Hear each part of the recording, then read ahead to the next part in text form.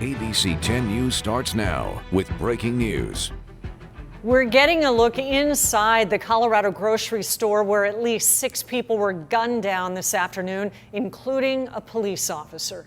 Good evening. I'm Kimberly Hunt. And I'm Steve Atkinson. Investigators say that they have one person in custody tonight. Our ABC 10 News anchor Derek Stahl is in the live center with more on a story that we've been following all afternoon. Derek.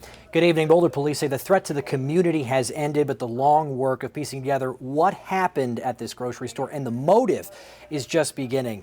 Right here, we've got live pictures of a long line of police cars, a procession carrying the body of that fallen police officer just ended. I believe it's at the coroner's office.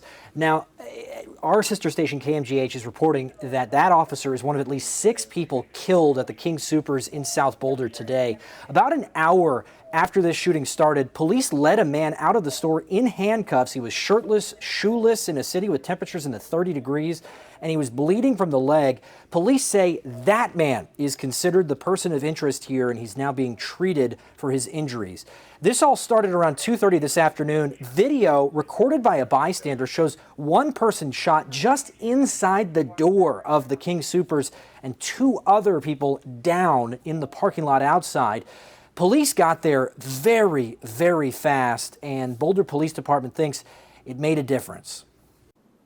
I will also share that we got tremendous support from our fellow law enforcement agencies, both in Boulder County, which some of them you see behind me, the FBI, ATF, and other Denver metro agencies. Without that quick response, we don't know if there would have been more loss of life. Now, according to our sister station KMGH, the Boulder police officer who was shot, they got shot while re-entering the store and heroically trying to save people and trying to get people out. The White House says President Biden has been briefed on the situation. In the Live Center, I'm Derek Stahl, ABC 10 News. All right. Thank you, Derek, for the update. First, it was the homeless, and now San Diego's convention center will be used to shelter migrant children who have shown up at the border without their parents. ABC 10 News reporter Anthony Pura is live with what we know so far about the logistics. Anthony? Well, the convention center was being used as a homeless shelter during the pandemic, and that operation is now winding down. In the meantime, there's also no planned events at the convention center until July. So the plan for now is to use it to help with the situation at the border. The federal government has reported a surge of migrant children coming from Central and South America. According to ABC News, more than 15,000 children are being held in crowded border facilities.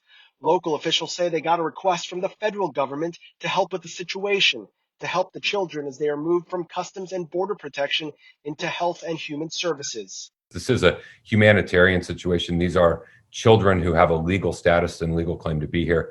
And I think it's the right thing for us to assist in supporting the federal effort. Human rights advocate Enrique Morones told ABC 10 News that when he heard the news, his initial feelings were positive. So when we found out that it would be the convention center, the first thing I thought was, let's hope they spread them out. So there should be some sort of oversight by organizations to make sure that it's done in a humane manner. And I trust and pray that it will be. There is no timeline given on when the children will be brought to the convention center, but officials say once the site becomes operational, it will operate in that capacity for about 3 months.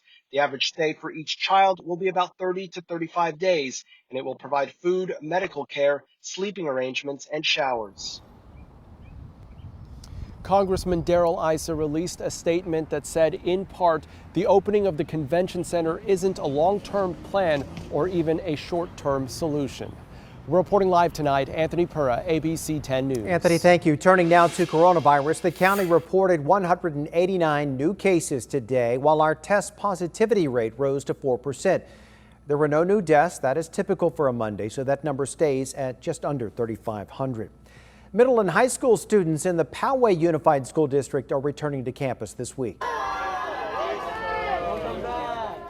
And those students were welcomed back in style today. For now, they'll be on campus twice a week with lots of safety precautions. No word yet when they might be brought back to campus full time. In the meantime, San Diego Unified Schools are getting ready to welcome students back to campus in just a matter of weeks. Our ABC 10 News reporter Mimi Alcala caught up with the teachers union to hear about the changes and the challenges they face. The big day for thousands of teachers in the San Diego Unified School District is quickly approaching. I would say overall, the majority of educators are really excited to get back into the classroom with their students. The district schools expect to welcome some students back on campus for in-person learning the week of April 12th. Teachers will return a week before students. Our agreement provides for an elementary 5 hours of instruction for those students coming on site. For secondary, I believe it's 4 hours of instruction. Keisha Borden is the president of the San Diego Education Association. The union represents more than 6,000 educators in the district. Borden says the agreement reached with the district addresses strict COVID-19 safety requirements and focuses on balancing the needs of students remaining fully online with those returning in person. She says all teachers will be back in the classroom. Unless they receive an ADA accommodation from the district, all teachers will be on site. That means most teachers will be pulling double duty, teaching students in person and online at the same time. But that should change by the fall. Borden says by then, the union is hoping to avoid hybrid learning, so educators can focus on teaching in person or online, not both. Part of our recent agreement was that the district will provide online-only educators. On Monday, a district spokesperson said the district is still going through surveys sent to families to find out how many students will return in person or remain online. Each school's learning model could be different depending on the results. Mimi Alcala, ABC 10 News. Parents should be hearing directly from their child's school regarding reopening specifics. For in-person learning, masks will be required. COVID-19 testing will be mandatory for staff, and desks will be spaced at least 5 feet apart. Band, drumline, choir, and drama are now allowed at California schools. Today, the California Department of Public Health updated its guidelines to classify those activities as low contact. The state also says updated guidance on spectators at youth and adult recreational sporting events are being developed.